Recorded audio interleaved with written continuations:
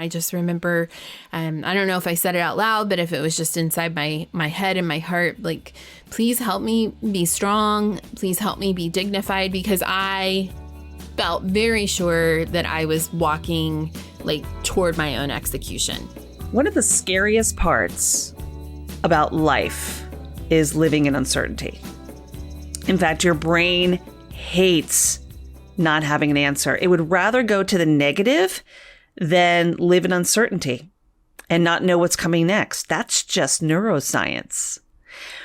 Imagine what it must have been like for Jessica Buchanan when she was taken hostage by Somali pirates and did not know if her next breath was going to be her last.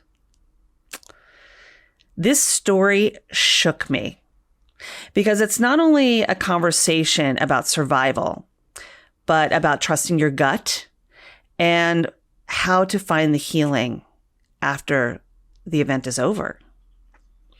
And why community is such an important part of all of that. That's where we're going on this episode.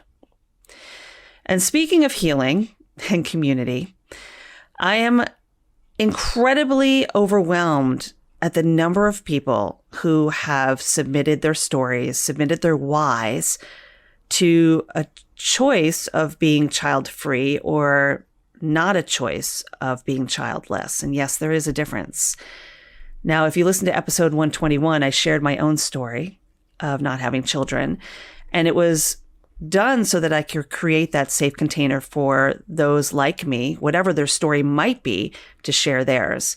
So if you want to share your voice, if you want to amplify, please do that. There's still time. You just go to speakpipe.com/hilistically speaking, press record and share your why, and it'll be shared in part 2 of this series that I'm doing about living a life without children, be it choice or not. Everyone has a story. And I'm here at this microphone to make sure that there is always space to share those stories, and it's always available to you. But this week, I'm holding space for Jessica Buchanan. So take a listen. Jessica Buchanan, it is such a pleasure to have you on Hilistically Speaking. Thanks for joining me. Thanks for telling your story, sharing your story, and just agreeing to be here. This is a really powerful message you have to share. I've never had anything like this on the show in the 2.5, almost 3 years I've been doing this. So appreciate you. Thanks for being here. Oh, thank you for having me. I appreciate it. So I want to talk about the book that you originally released, which is The Impossible Odds, The Kidnapping of Jessica Buchanan and Your Dramatic Rescue by SEAL Team 6.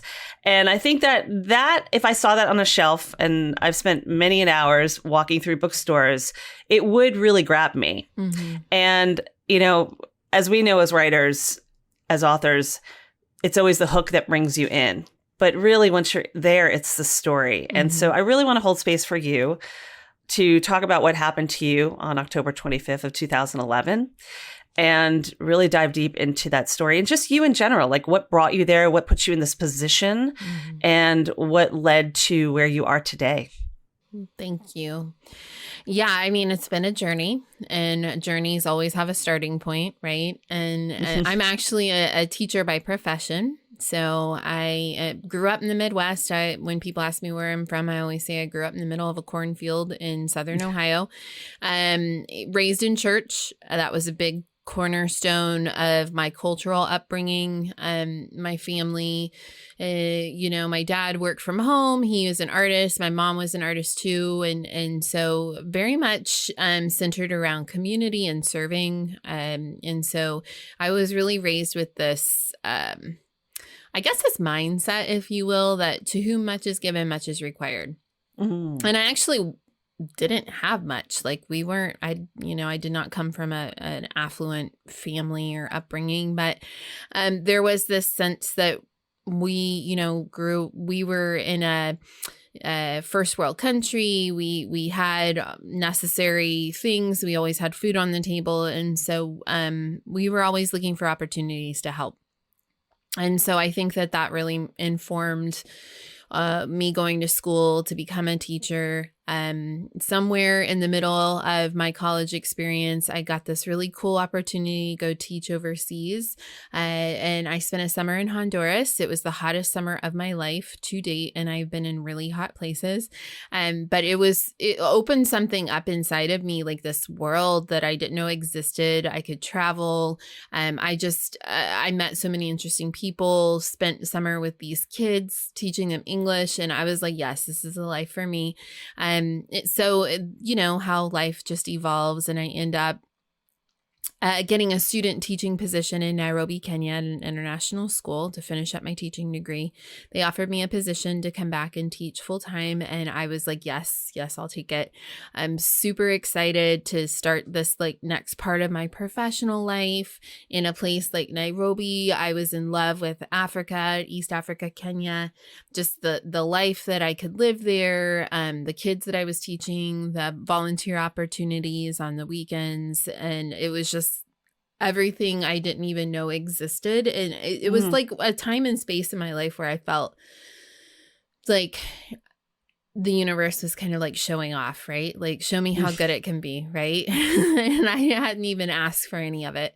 And it was just incredible. And of course, as the story goes, like a month and a half into that, I meet this cute Swedish guy in a trashy nightclub in Nairobi one Saturday night. And we have been married for 14 years yesterday. He turns out he was a terrible dancer. And I was like, how about we just go have a glass of wine and talk? And we've been talking ever since. The thing about him is that he was based in Nairobi, but working in Somalia. And so as we started continued dating, his job changed and he was being transferred to northern Somalia, Hargeisa, Somaliland, to do his work. And we had decided to get married about a year and a half after we met. And instead of having a long distance relationship with me staying in Kenya, I decided to quit my teaching job and move up there with him. Because, you know, I think teachers are always like, we can always find work, right? You know, I always land on my feet. So that's what I did. I moved up to Hargeisa, which no one goes to Hargeisa unless you actually got a job.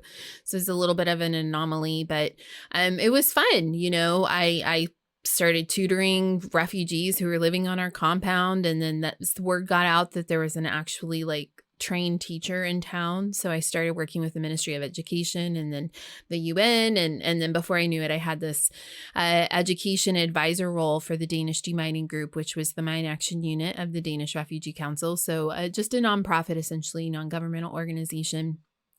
And my portfolio ended up expanding into East Africa. So I was regionally working, covering our programs in armed violence reduction, community safety, and firearm safety, and mine risk education. And I traveled all over Sudan, Somalia, Kenya, Uganda, really cool places, worked with some really interesting people, really doing what I felt like was important work in the communities. We weren't clearing mines in these areas, but we were doing post-education work in these communities who were maybe stockpiling explosives that had been left over after Civil War. Kids would pick these things up, they would explode, they would maim them, they would kill them, they would blind them. And you know, you're talking, these are third world countries, developing countries don't have a lot of access to medical care. So, you know, it felt like really meaningful work, you know?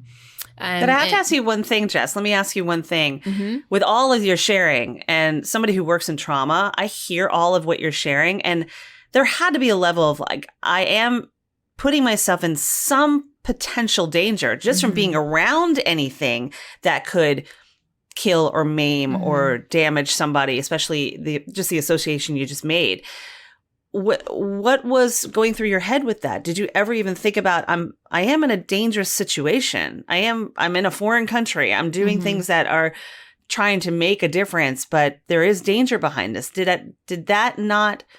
was that not in your head at that point? It was more about making the change? I think you just become desensitized, you know? Like, I mean, I'm living in Hargeisa. I have armed guards on my compound all the time. I can't travel unaccompanied because I'm a woman and I'm an expat. So I've always got an armed guard with me. Like, we've always got armed guards at the office. Like, and this is the safer part of Somalia, right? And I think you just get you're exposed to something over and over again, you get used to it. So it's not to say I wasn't reckless. I don't think I followed protocols established by my organization. They had security people in place that were always, measuring as to whether or not the environment was safe according to the UN. But I think, when you do go into this work, you understand that there is a level of security risk and you're willing to accept that because naively, what are the chances that something bad's going to happen? Because you're not typically a target. You might just be at the wrong place at the wrong time. Certainly with my work with clearing or stockpiles and things, I was on the education side of stuff. So while I was present during demolitions and stuff, there were always protocols that we followed, and I never felt at risk for my safety there. And being an expat, you're kind of conditioned in a way to know that there are dangers with the job you do. As someone who lived the military life, there are a lot of questions, whether you're on the dependent family side or being the active member of the military. No matter what you do, there's always some level of we're defending something, right? Right. So I think that there's just inherent risk in being alive and being a human here. And I think that you just kind of decide to reconcile that for the work and the lifestyle that you want. Yeah. To be honest, there's been a woman, I live in a upper middle class suburb of DC. There's been a woman locked in her car, shut down the highway with a handgun in her car for 24 hours. I couldn't even get my car out to drive my kids to school today. We had to walk. So I and that says a lot about where we're at in terms of our own society here. But I think that you do just decide to weigh the costs in terms of your own mental security and move forward. Yeah. And look, everything you've been through, and I want to get to the actual situation, the experience that you had basically on that October day and going forward, how long you were dealing with that situation, that kidnapping. But, you've been called one of the most fearless women, 150 most fearless women who shake the world by Newsweek. I mean, clearly something happened that you're sharing with us that moved you into wanting to make a change. Because many times it's something that turns that trauma into a triumph, which is basically the whole premise of this podcast, right? These stories that say this happened to me, but it does not define me. And if anything, I want to take this nugget of whatever this thing is in my life that happened and turn it into something powerful, which is something you did. So let's fast forward to that time. So you wound up October 25th, 2011. Yes. Take me there. Take us there. So I had been called upon to go do a staff training in the southern part of Somalia in Galkayo. We had some field offices there. I had a Danish colleague that was running the projects down there, who's my counterpart. And I had canceled the training 2 times before because I didn't feel good about it. I had a gut feeling that something was off. And the 3rd time I called to cancel it, he was like, no, you need to get down here. This is your job. And I just kept saying, I don't feel good about it. I don't feel good about it. And he was basically like, well, that's on you. And if you don't feel good about it, I'm sure we can find somebody who does. And so I got off the phone, I deliberated, I talked to my husband. My husband didn't feel great about it either, but he'd been working in Somalia for a long time. And again, it's not like I'm providing medical relief or food aid or something. I didn't feel like what I was doing was emergency aid. And I kept trying to work around it because I just didn't want to go down there. And finally, it just came to the point where it was like, well, if you're going to do your job, then you're going to have to get down there. So I got on a UN plane. I go down there. The training is 3 days. 2 days are in the northern part of the city, and where we were staying. And then the third day, we had to cross town to get to another office, which is what I was like particularly freaked out about, because I knew from different like trainings that I'd taken that if something's going to happen, like security wise, then it's probably going to happen while you're in transport, right? Because that's when you're most vulnerable. But we get across town, we do our training, everything's fine. Training goes great. Staff is happy. It's around 3:00 in the afternoon, and we're waiting for a convoy of land cruisers to come and pick us up and take us back to the northern guest house. And it was kind of like, we had a security advisor. His name was Abdu Razak. I didn't really know him. Paul knew him though. He worked with him on a daily basis, and everything was kind of going in fits and starts. Like, okay, we're ready to go. Oh, wait, no, we're not. Oh, the trucks are almost here. Oh, like back and forth, back and forth. And I thought that was kind of weird, but once again, not my duty station. So I just follow Paul's suit. And finally, 3 land cruisers come in through the gates. I've got drivers in all of them, armed guards in the front, armed guards in the third one, and then Paul and I get in the second one with the security advisor, Abdu Razak. We pull out through the gates. We drive maybe 5-10 minutes, not long. We're driving through town, and when I say through town, we're talking like really narrow, rocky dirt roads, people milling around everywhere. You can hear gunshots going off because there's a gun market. And then all of a sudden, somebody is able to kind of come up around the right side of us and splash mud up all over our windows and our windshield. And I remember I was like mid-text. I think I was texting my husband. I look up and I say, what a jerk. Who drives like that? And because I can't see out the windows. And then I hear the crack of the butt of an AK-47 on the car hood, and it sounds like more angry men are surrounding us. And then I'm sitting on the left. Abdu Razak is on my right. His door is pulled open, and there's a very angry man wearing a police uniform and holding an AK-47 at the door, and he pulls Abdi out and slams him in the head with his gun and climbs in next to me and puts the barrel of the gun to my head and starts screaming at the driver to drive. And I'm like just sitting there thinking, okay, I don't know who this man is. I don't know what he wants. I don't know where he's taking us. And then I just had this repetitive like loop in my head that just kept saying like, this is so bad. This is so bad. This is so bad. Like nothing, I could not access in my brain any information that could help me make sense of what was happening or compare to it so that I knew how to handle the situation. You know what I mean? I was completely at a loss as to how even to react. And we just take off through the city. Like we're up on 2 wheels. We slammed down. We're up on 2 wheels. We slammed. At one point, it felt like the car was going to be flipped because the driver was driving like a maniac, and Paul's in the front seat, and he's begging the driver to slow down because he's like, "You're going to kill us. We're all going to die if you don't slow down." And we finally get outside of the city like limits, and we just keep driving. We're driving south. We're out in the middle of the desert. We're driving down these roads that aren't really roads. They're more like camel tracks. And then we stop, we change vehicles, we drive some more, we stop, we change personnel. We do this over and over again for hours into the middle of the night until finally they stop us and force us out of the vehicle and then to march into the desert. And I remember what was your third thought? Like refusing. I just kept saying no. Yeah. Like, I don't know. There was something that came over me, probably just shock. But I was like, I know that whatever is waiting for me out there, like that's the end. And I'm going to prolong this for as long as I can. So I just kept saying no until the one, whatever you want to, we didn't know what to call them at this point, but the armed gunman, he was starting to get really, really upset with me. And Paul came over, and I remember him taking my hand and saying, "Jessica, we have to walk. Like we have no options here. Like we have no cards to play."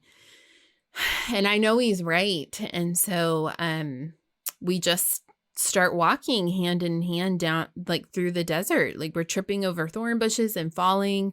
I remember I cut my leg open on something, and I can remember blood, like I can feel it dripping down my leg. And I thought, this is really good because I can still feel pain. So that must mean I'm still alive, because everything that was happening felt like such an out-of-body experience. It felt so surreal.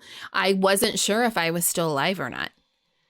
I can remember, calling out to my mom. I'd lost my mom the year before. She died really suddenly and really tragically. And I was still very much like in the throes of grieving her, and my whole family was. And I just remember, I don't know if I said it out loud, but if it was just inside my head and my heart, like, please help me be strong. Please help me be dignified, because I felt very sure that I was walking like toward my own execution.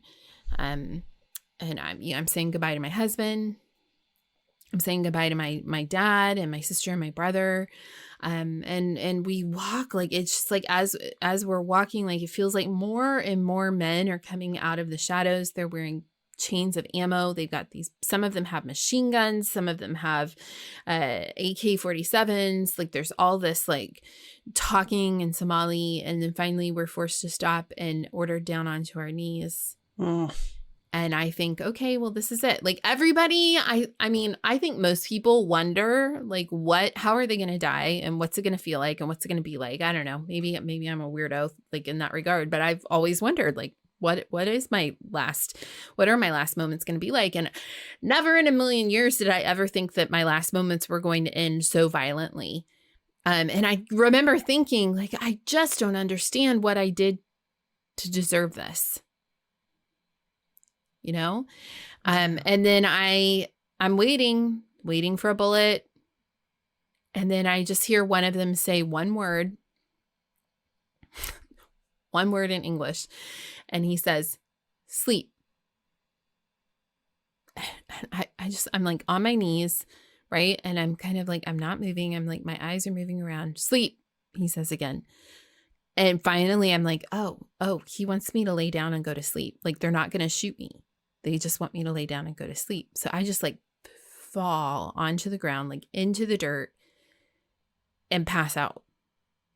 Yeah, it's emotional exhaustion, if anything. Right. I think, fight or flight, right? Like, you just freeze. And I do think it's really interesting how your body takes over, because your mind can't comprehend what is happening. And it just can't, it doesn't have the capacity to like understand what is happening right now. So your body just takes over to take care of you, because it wants you to survive. So it just knocked me out. Like, I just passed out. And I woke up a couple hours later, and it was starting to get light out. And that was one of the worst mornings of my life, to wake up and realize that all of that had not been some sort of horrific nightmare, that I was actually in this weird warped reality. And then I'm a hostage now. Is that when you realized it? The moment you woke up? The moment you woke up, was that when you realized it? Yeah, I think so. I think up until then, I had been kind of hoping that maybe we were just being carjacked. I don't think I'd really understood that we were being kidnapped. So from that point on, and for the interest of time, you were a hostage for 3 months. To the day, actually, 3 months exactly, from October 25th, 2011 to January 25th, 2012. And during that time, your health declined clearly, probably mentally and physically, and rapidly. When you mentioned that, what exactly was the decline in your health? I guess just not having the kind of care, kind of nutrition, and just, your body takes care of yourself. So I imagine a lot of that is mental as well. Well, I think, towards the end, I was mentally actually doing pretty good. But I had gotten a urinary tract infection, because I wasn't ever taken to a house or a shelter, or like, we're not sleeping in tents out here. We're sleeping out in the open on a mat in the middle of the desert, and sitting under trees all day. There's nowhere to go to the bathroom other than out in the open behind bushes. I'm not able to shower. I would take like little, spit baths with like dirty water. But trying to keep yourself clean and maintain some sort of standard of hygiene for 3 months is really difficult. And I'm the only woman. There's no other women. I'm the only woman I saw the entire time. And so I got a UTI, which I'm prone to anyway. And because they would not bring me a doctor or medicine, it moved into a kidney infection. So I'm unmedicated, sleeping on the ground out in the desert. I have a kidney infection. I'm hallucinating from fever. I'm in so much pain. I can't walk anymore. I'm dragging myself to bushes to be sick. It's just unthinkable in terms of like the pain and just the like, what do I want to say? Not like quality of life, but it was very inhumane. Yeah. How I was living. And January 16th, 2012, I had what would be my last of 6 proof of life calls. I didn't know that it would be my last, but and proof of life calls are when they put you on the phone. You answer a series of security questions so that the negotiations can keep moving forward, because they're not going to negotiate if you're dead. So the organization had put somebody, like a communicator, to represent the organization and our families on the phone. And it was a woman who called herself Alex. And I explained my symptoms and I said, I don't think I have very much time left out here. So you guys are going to have to do something. Like, you got to get me out of here. I don't think I'm going to survive. And again, like mentally, I'm feeling okay. I'm feeling pretty strong. I'm not hopeful, but I haven't like despaired yet. And that's the level of hope, right? Because in your situation, being kidnapped, being a hostage, there's negotiation happening, and you having these moments, these glimmers of hope where you're having these calls with saying, I'm still here, please come to an agreement so I can get the hell out of here and be alive and live my life again, is very different than the average, just a regular kidnapping where there might not be negotiations. It's not at a high level like it is with this kind of situation. So was that basically what you think kept you going, knowing that there is hope that they are trying to track me down or coming to an agreement? And on top of that question, I'm not normally asking 2 questions, but there's that side, and then there's the side of how much longer do they do this for me? I mean, well, I knew we were in it for the long haul. Yeah. I don't know. I would say I finally got that. I understood that like maybe 45, 50 days in, because for the first month we were like, well, we're aid workers, so surely this thing is going to be resolved quickly. There had been a similar kidnapping, like maybe that had happened the year before, to a security he was a security advisor for another aid organization, and he had been taken and held for like a week. The community had put pressure, release him. These people are doing good in our community. And so we thought for sure we were going to be like that situation. But then a week rolls by, and then 2, and then 3, and then 4. And then you're like, oh, this is not going to be resolved quickly. Excuse me. Also, the ransom demand that they had set was $45 million. So, I mean... It's not in everyone's pocket. No, I mean, that's just unbelievable, right? And I knew my organization had kidnapping and ransom insurance. I knew that much, but I had no idea that a kidnapping, a captivity, these are long periods of time. Like, people stay in captivity for 4, 5 years, sometimes 6 years. Mine was pretty straightforward. Absolutely. 93 days. I would never want to do it again, but that's relatively short when you're considering these kind of situations. Didn't feel like it at the time. But I think that I also just felt like I had this responsibility to stay hopeful. Because I had a responsibility to get back to my family. I'm the oldest of 3 kids. My mom was gone. I couldn't be like another loss, especially so soon. I felt like this weight of responsibility to get back to my family. And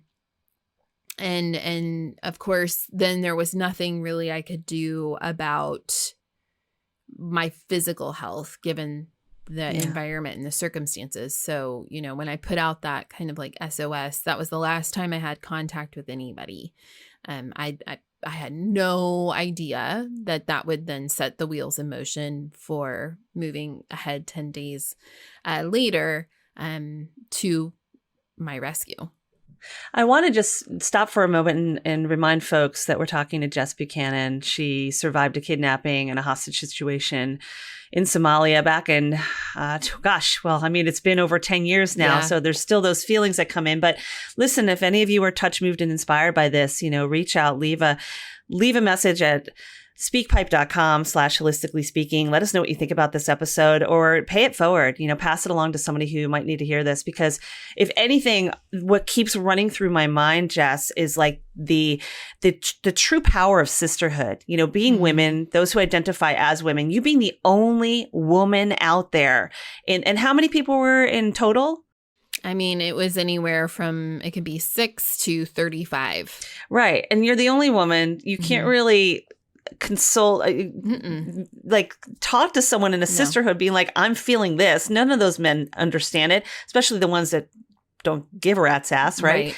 And I'm wondering what just came to mind when you said you had that last call, it being a woman, Alex, right? Alex was a woman? Mm-hmm. Yep. Do you think that made a difference, that the negotiator, the person on the other end of the line was a woman that might have pushed that forward? Not saying a man wouldn't have that, but this woman's in danger. She was just the communicator. I think that, I have no way of knowing exactly what she said, but, she carried the message to whoever in the organization, who then carried it to my husband, who took it to my doctor, who then said to him, Eric, you got to get her out of there. She's going to die. I give her 2 weeks. She's going to get sepsis and she's going to die. And so he took that information from my doctor to the FBI agents who were working the case. And they were the ones who were like, okay, well, there are certain types of criteria that have to be met in order for a military operation or rescue attempt to, for those wheels to be put in motion. If the negotiations have stalled to the point years where nothing has happened, and the other one is if the victim or the hostage is in imminent danger of dying. Right. So yes, she played a part 100% in making sure she messaged it appropriately and drastically enough so that, because I think it's probably really hard to determine how serious the hostage is. But I always tried to show up with integrity. even in my proof of life calls, they'd ask me how I was doing. I'd say, I'm not okay, but I'm okay. But this time I was like, I am not okay. Yeah. So the level, they saw a different level that next time. So here we are, fast forward to that elevating to the stage of, we got to get them the hell out of there. January 25th, 2012, where you suddenly are in a totally different position because you're seeing Navy SEALs team is coming in. These are the same people that tracked Osama bin Laden.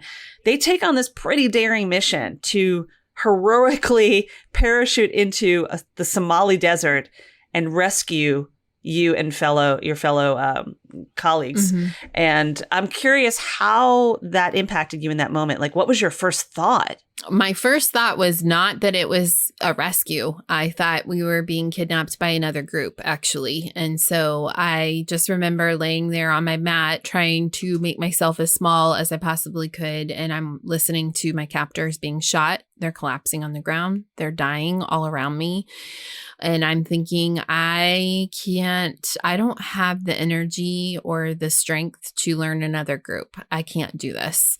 So if I'm going to be re-kidnapped, then I'm as good as dead. And I'm still, I'm trying not to be shot. I'm afraid I'm going to be caught in the crossfire, or now I know that oftentimes what happens in a rescue attempt is that the hostage is shot by the captors so that, they don't get away with it. And so the fact that when I feel somebody grabbing my legs and my shoulders and trying to pull a blanket down away from my face, I'm trying to fight back, trying to protect myself. And then I hear a young American man's voice and he knows my name. He says, Jessica, we're the American military. You're safe now. We're going to take you home. I mean, that I hadn't even had the audacity to visualize something like that. I just remember one of them helping me sit up, and I can't really see anything because it's just dark sky. Everything is clouded over. They're all wearing masks. So it's just like all these figures, but everything's dark, dark, dark, dark, dark. And one of them gets down to my eye level and I'm just shaking. Like I'm completely consumed in shock. And all I can say over and over again is, "You're American? You're American?" Like, what? You're American? Like over and over and over again. Because I just could not make my mind compute how they could have even found me. Like I'm out in the middle of nowhere. Like when I say nowhere, like there's not even ambient light from a village. Like we are out in the middle of nowhere. How? Why? Like so many questions. And he just, he hands me a bottle of clean water and some medicine, like a couple of tablets. And he says, "We've been watching you for a long time and we know how sick you've been." And yeah, that would then be the start of the rest of my life. Wow. What a journey. Mm-hmm. What a beginning to the next phase. I mean, and you wrote the book, you wrote your first book, which is a New York Times bestseller, number one New York Times bestseller, The Impossible Odds. And now the second book's come out, and you've had a lot of things happen in the last decade. And, you know, this next phase is really about, what is it? Well, what is it about for you? I imagine it's about teaching and moving forward and taking your story and turning that trauma into triumph in some way. And now with the second book, Deserts to Mountaintops, our collective journey to reclaiming our voice, which I think we all have a voice. You're holding space for others to do so, right? Yeah. So can we talk about that for a second, this anthology you have? Yeah, thank you. Yes, I mean, hiking is a big part of my life. And my dad lives in the Blue Ridge Mountains, and he moved there like right after the kidnapping happened. And he moved through grief, if I can speak on his behalf, over losing my mom. Through walking, hiking up and down these mountains, these ancient mountains, and just wrestling with his own pain and what it means to be human. And what it means to turn those traumas into triumph. And so I followed suit because he's my dad. And my husband and I got pregnant 4 weeks after the rescue with my son, who's now 10. So our book is called Impossible Odds, but I always joke that that's really the impossible odds because, like, seriously, WTF, like, how could that even happen? Yeah, the body's still like, what? The reliving, I mean, going through that trauma, you're so, like, even 10 years later, that's always my next question. Like, how are you supporting yourself? How are you serving yourself after something so traumatic? Even though it was 3 months, the brain is still reliving the landscape of that 100%, constantly. Always. You know? I'm sure you're always at like, what's happening around, especially living in DC. Right. It's a little much, but I found solace and I found healing hiking while I was hiking, you know? And so that is really what Deserts to Mountaintops, like that's where that came from, is just walking, like healing from trauma. Like it's never over. You're never going to be like over it. You just get stronger and you learn how to carry it. And if you're willing to take on that challenge, you make it mean something. You figure out what it means for you, right? And for me, that's the only way I could survive the aftermath. That's the only way I could survive survival, is I had to figure out what it meant for me. And so putting one hiking boot in front of the other over and over, I realized that really, like, yes, I had been rescued by SEAL Team 6 out of one desert, but I was in my own emotional desert, and the only one who was going to be able to rescue me was myself. Right. And so that was this book that was born. And originally I started like a year and a half ago, 2 years. I've been writing. I've always been a writer. And Impossible Odds, my husband and I co-wrote that, and it's an account. Right. So it's a memoir, but it's really an account. But I wanted to move into this space of memoir manifesto, right? I've been through something. Now I know something. Now I want to teach you something. And I was about halfway through the manuscript when I realized, you know what? I don't think the world needs another memoir by Jessica Buchanan. I have found so much healing through community and through sacred sisterhood. in starting my podcast and taking classes and just making friends, right? That's really, I'm very, very comfortable in the company of other women. And that's really has been a large part of my healing experience too. So why don't and again, my story is wild and weird, but it's not unique because essentially what happened was, I ignored my intuition. I knew that something was like a off, Doppler radar. Right? I knew that's like a Doppler radar. Yes, and then I worried for a while that maybe my intuition was broken, that because I hadn't listened to it and I had gotten it so wrong that maybe it just didn't work anymore, and I was just like fundamentally broken for life, and so I had to hike my way through up to that mountaintop, and so what I realized is in listening in these groups of women that I had the amazing opportunity to be a part of is that my story was weird and wild, but the basic outline of like letting my voice be silenced was not unique. So I thought, that's so true. I wonder if there are other women who'd want to come on this book writing journey with me. Again, I'm a teacher. Why don't I put together like a whole program to help women who want to write kind of understand what it means to write memoir style and coaching and create this space. And, I've been doing the book speaking thing for 10 years and I know the ins and outs of that whole business. And so like, let me offer up what I know and see if we can figure out how to do this together. And so it was just like, I don't know. It's like when something is right, it's not easy, but it moves with ease. And so these women, because you're not going against the resistance. No, I just didn't know how it was all going to work out. I didn't know if it was going to, fail, but I just put it out there and somehow these women found me, some through social media, someone heard me on a podcast, some were friends of friends, it was just wild. And so the end result is this anthology, Deserts to Mountaintops, which is then 25, I'm the lead author, but 25 women's voices, 22 chapters. One chapter is written by a group of 3 of how they have journeyed out of their own desert to their own mountaintop and reclaimed their voice.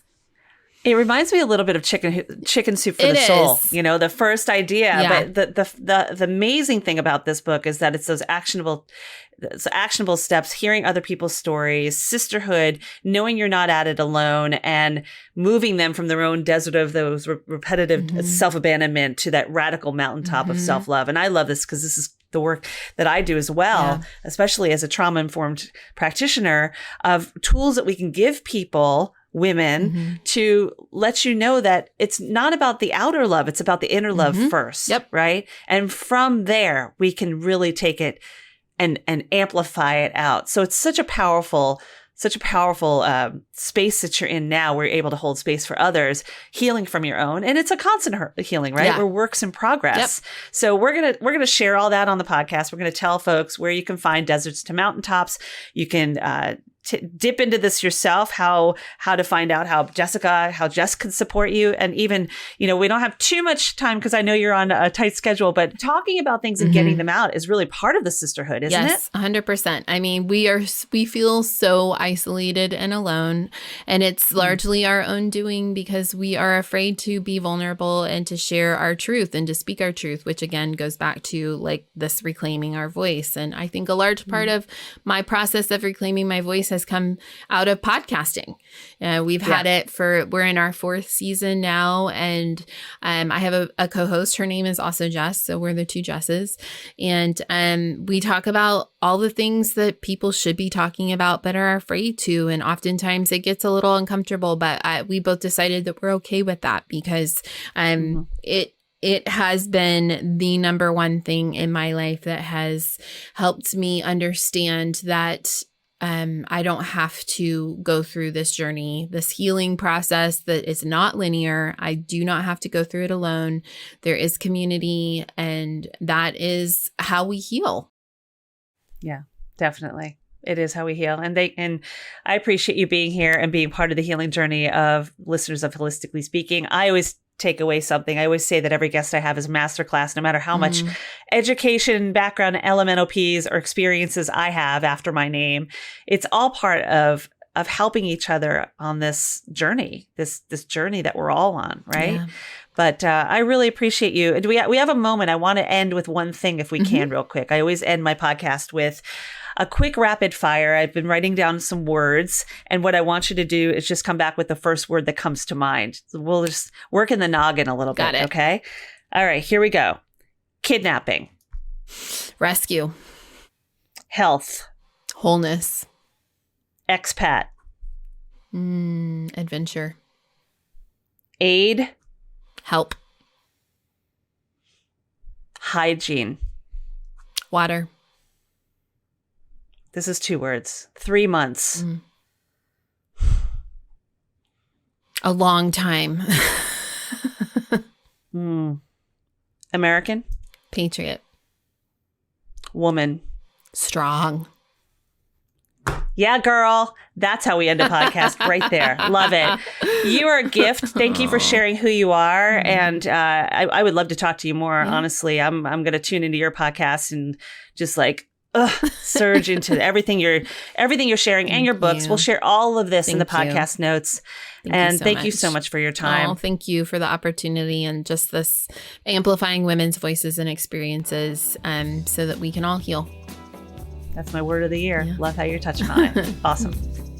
If you want to explore more about Jessica's story, I highly recommend that you pick up a copy of both of her books, her first one being Impossible Odds, that shares more about the story that you heard here today.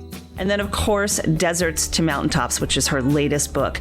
I shared the links in the listen notes for you to pick up both copies. And of course, there are also links to get in touch with Jessica. If you want to connect with her, if you want to join her community, you'll find that there as well. And of course, I want to thank you for being a part of the Holistically Speaking community now for almost 3 years. This Thrive hive of like minds that's interested in traumas and triumphs, interested in sharing your stories, becoming a happy and healthy grown-up. It doesn't go unnoticed, and I am so grateful for you. Don't forget there's still time to share your why, your stories about living childless or child-free, whichever one you choose. I shared the link to record your story in the listen notes, and if you're a podcaster, do not forget to share the name of your podcast. We're here to support each other on this podcasting journey, aren't we? So make sure you share that when you press record. And if you prefer not to press record, you would rather just share in thoughtful response, you can certainly just throw me an email, toss an email my way, go to HIListicallyspeaking@gmail.com and just share your thoughts there, and I'll read them during the episode and future shows. And you never know, someone might really connect to this story that we're doing, whether it's this one with Jessica. If you're touched, moved, and inspired by it, pass it along, share it along. If you know someone that might want to share their child-free or childless story, pass it along, share it along. Remind them they can press record too at speakpipe.com/HIListicallyspeaking. And if you need further support, I cannot stress this enough. Do not hesitate to reach out to me. I'm a very active part of my own podcast. I have a team, but I am here reading everything, looking at everything, answering everything myself. And the first step to any change is always awareness. I say that all the time. So I'm here to support you on your journey to hug it out with self-healing, understanding, and with gratitude. You can click the link in the listen notes if you want to set up a complimentary Hug It Out session with me and learn more about how havening can heal, how you can turn your own traumas into triumphs, and turn that chaos into calm once and for all. Hilistically Speaking is edited by Two Market Media with music by Lipone Redding and listened to by you, my dear listener. Your support does not go unnoticed. Sending you healing love and light this week, and remember to trust your gut and be kind to your mind. And until next week, be well.